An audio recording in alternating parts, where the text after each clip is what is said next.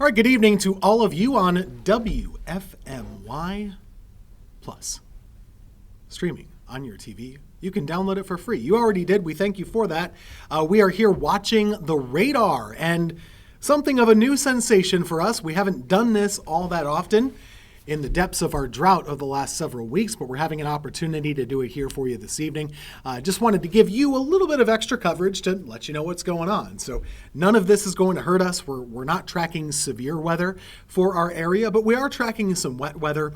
And while I have you here, we'll kind of get the lay of the land, what's happening now, what's going to be happening over the next several hours, and kind of where do we go from here. So without further ado, let's just kind of pop that radar full and let you see it all at once here. We're looking at the Carolinas as a whole and kind of all the way back toward Georgia too. This is a pretty impressive slug of rainfall. So earlier throughout the day, we were talking about how we're kind of coming in rounds. We had round one earlier that was beneficial for some, not so much for others. And now we're kind of having round two. So it's bit by bit that we're getting this rain back into the Piedmont area. But this is that second opportunity for us. Now, if you're already home for the evening, this isn't going to bother you in any way, right? The one thing we will be tracking later on tonight, though, is whether or not there's any thunder. That could keep you a little bit awake, maybe mess up the dog. They could be barking all over the place a little bit. Those are impacts that we can all deal with. But we're not expecting severe weather with this system. When I'm showing you here, this is what we call composite radar.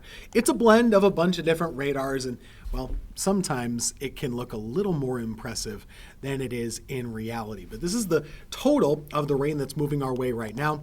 If we zoom in a little bit closer and then kind of put a little bit more of a microscope on this, we can get the finer details of what's actually pushing in here. So let's kind of slow this down. I'll actually pause it now and dive into who's getting what. So currently, across Guilford County, is extremely light rainfall. This is not going to amount to all that much. All of this is very fine. But if we look at where it is happening, we're seeing it on the north side of town. In fact, maybe right here at our News 2 studios, we're getting a couple of droplets outside. This is different than earlier today when we had some dry air in the atmosphere that could gobble up some of the rainfall. That's gone away. We have a good amount of humidity outside right now. Heavier action would be actually farther off to the south, down 85, closer to High Point in Thomasville. So we're in northern Davidson County now. Here are your heavier showers pushing your way from Wahlberg to Thomasville, right along Highway 109. Again, this is not a torrential downpour per se, but it's a little bit of a heavier burst of rain. And it just goes to show you that we will have these max and mins within the rainfall, gaps next to heavier showers as well. Winston-Salem getting some steady rain at the moment. In fact, most of Forsyth County is seeing this. We see it from Louisville to Pofftown, Bethania. You're getting some of this action as well. Walkertown just starting to rain for you. Same idea up by Rural Hall and King. Stokes County, you're kind of missing out on this though. So this is not coating everybody equally at the moment. If we put the loop, as you track this at home using your live radar app, you're going to be watching off to the west, moving to the east. So back and forth as we go along. So as we watch this together, you're going to be seeing this rain kind of last all the way back toward Boone and all the way into Tennessee as well. So this actual chunk of the rainfall could linger. That's not something we're used to either. Not only is it going to rain a little bit now, but it's going to continue and last a little while longer.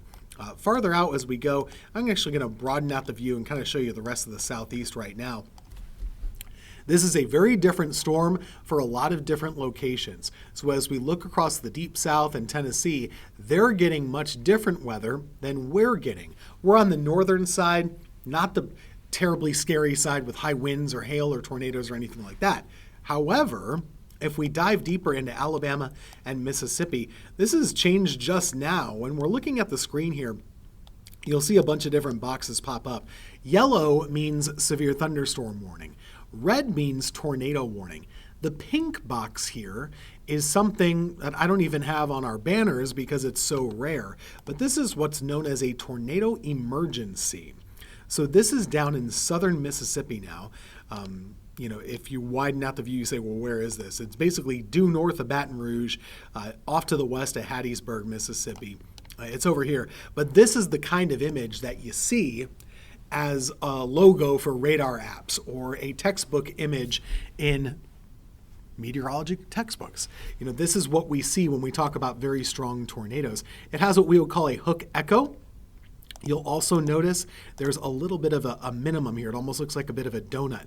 This can often be a sign of a very mature, very strong tornado that in fact is on the ground doing all sorts of damage. And unfortunately, the fact that this has been a tornado emergency now, whenever they declare that, they only do it when they know a storm is already causing a lot of damage and it's going to continue to do so. So this is a scary situation down there in Mississippi, and we're thinking about them. It's heading off toward, I believe this is toward Bude. I don't know how to say it properly, but it's going past Meadville. Meadville is the town that's being impacted the most severely right now, and all of those storms are part of that system. Now, all of that to say, we are not expecting severe weather in our part of the country. This was expected down in Mississippi, down in Alabama, over parts of Georgia too. And I do hope that you're familiar with these. We haven't shown them all that often in the springtime. The severe weather threat levels, different categories to show you how likely or not severe weather might be. There's a level 1, which is the lowest. There's a level 5, which is extremely rare and the highest. For that part of the South there, they have a level 3 risk of severe weather. And within that, they have tornadoes as a good chance today, which is what they're seeing, hail and wind also. In North Carolina, we actually don't have much of anything for the Triad area, but I will say for the western part of the state and some of our western counties, there's at least a low-end risk of 1 or 2 stronger to severe level thunderstorms. Again, it's just a level 1 here. We're not talking about any risk for tornadoes, but there might be some low-end risk for wind in a couple storms overnight tonight, and maybe well, actually not for hail either. It's just for wind. But even that I don't think is all that likely based on what we will see. So we've shown you the latest radar. We've shown you what's going on. If you have friends and family in South Carolina, make sure they're paying attention to the wet weather for tonight because they have some severe thunderstorms heading their way. What I want to do here is kind of give you an opportunity to see when the heaviest rain is going to be more likely for our area. It's really going to be into the overnight hours. So let's show you that latest run of our Futurecast computer model. It refreshes every 2 hours, so the data is always changing just a little bit. Here we go through the rest of the 8 o'clock and 9 o'clock hour, generally scattered rain and storms. However, it's latching on to this idea here, and I think this is something we're going to watch together. Overnight, after midnight, 1 to 2, 3, and 4 a.m., that could be a busy time for us and for rainfall and maybe some thunder and lightning too.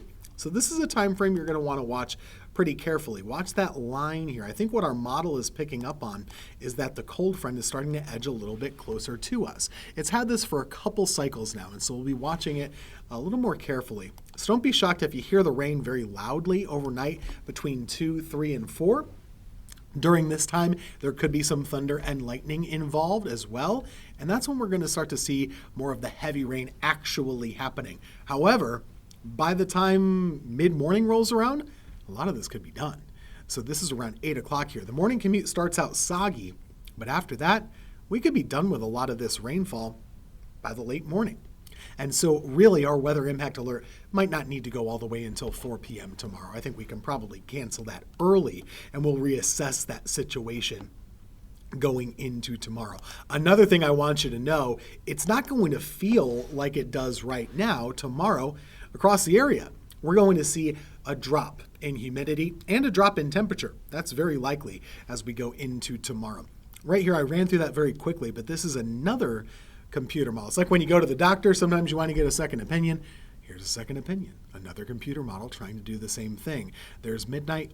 Here's 2 a.m. This is not as bullish on the big rain at all, but it does still have some downpours scattered about the area through tomorrow morning, and it has it lingering a little while longer, more so through about noon rather than cutting it off by around 8. So what you have right now, a little bit of a lay of the land. We know that most of this rainfall that we're going to see is going to happen overnight tonight and into tomorrow morning.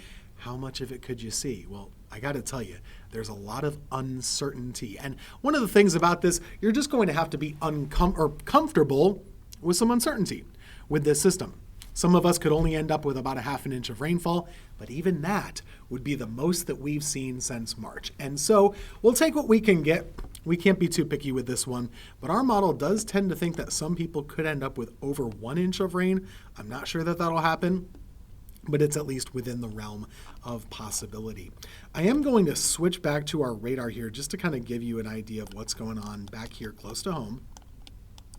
And we'll leave it there for just a second. Behind the scenes, I'm going to switch one of our radars to see if we can get more detail on that Mississippi tornado. But one of the things I like about what we're seeing on radar right now is that it's backfilling in Tennessee. So that is to say, we're seeing this rain be pretty steady for several counties off to the west and off into Tennessee as well. So it's basically raining all the way between the Triad all the way back to Knoxville, Tennessee. So that's a good sign here. Hopefully we can get some steadier rain to develop and just continue to blossom, because boy, do we need it. It's just been so long. I know we had some the last couple of weeks, but even that did not really add up to all that much. And we weren't able to even get, a quarter of an inch of rainfall, which is the crazy thing about this drought that we are in. And if you think about the drought, it's kind of tempting to say, well, what do we need to do to get ourselves out of it? How do we, just to get all that rain all at once? That's just not realistic. We are not getting out of this drought anytime soon. This is going to last for months. We'll be talking about it through the spring, through the summer, and probably into the fall. I'm sorry to say. Just to put it to you another way here, our team was dug up these stats and put them on the graphic here earlier this afternoon. 12 inches of rain, 14 inches of rain, 15 inches of rain in 1 month. That's basically impossible. There's really no way that we're going to do that. The only way you can is sometimes with a tropical system. And even if we had that, well, a lot of that would cause more harm than good, wouldn't it? So this is not something that's going to end anytime soon. But bit by bit, little chunk by chunk, hopefully we can start to eat into that deficit, help the crops out, help the farmers out, and get those water levels up a little bit in the lakes and streams and ponds. So where do we go the rest of the week? We got the rain chance tonight and tomorrow. After that, we'll start to work our way toward next weekend, or I should say this weekend. Saturday, Sunday, Monday. Is there going to be any rain for Mother's Day? I think there's a low chance of it. I'm not too worried about Saturday for us, but I would say Sunday, especially in the second half of the day and into the evening, there is the opportunity for a few showers. And some of them might lead into Monday as well. So that'll be something we're watching in the longer range forecast for you as we go into the next couple of days. And as always, when we get through this one, we'll go on to the next one. That's basically what we'll be doing the rest of this drought, just watching and tracking the next rain chances when they materialize and when they show themselves for our area. So that's your 7-day forecast. Throughout the day tomorrow, best chance of rain will by far be in the morning. It is looking to be quite a bit drier by the second half of the day, and hopefully, well, we can have ourselves a pretty nice Friday with lower humidity and a lot of comfort to go around the area. That'll do it for me right now. We're tracking this throughout the evening, though. We'll have some more updates for you. And remember, you can watch the live radar stream anytime on WFMY+.